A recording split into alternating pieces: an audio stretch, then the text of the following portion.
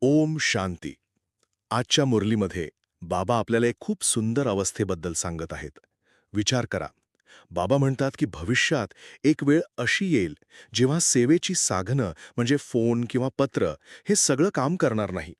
मग सेवा कशी होणार, नाही का? तेव्हा आपल्याला लागेल आपला वायरलेस सेट. आणि हा वायरलेस सेट म्हणजे आपली कर्मातीत अवस्था. यासाठी बाबा आपल्याला एक सुंदर अभ्यास सांगतात. आता ह्या क्षणी कर्मयोगी बनायचं आणि पुढच्या क्षणी कर्मातीत व्हायचं. या अभ्यासाने आपली संकल्पशक्ती इतकी वाढेल की आपण विचारांद्वारे कुठूनही विश्वसेवा करू शकू. चला तर, आज या वरदानावर आधारित स्वमान घेऊया.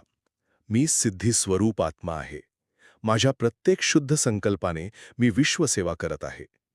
आता याच शक्तिशाली अवस्थेत स्थिर होऊया. मी एक कर्मातीत योगी आत्मा आहे. मी बाबांच्या स्मृतीत संपूर्ण सुरक्षित आहे. ओम शांती.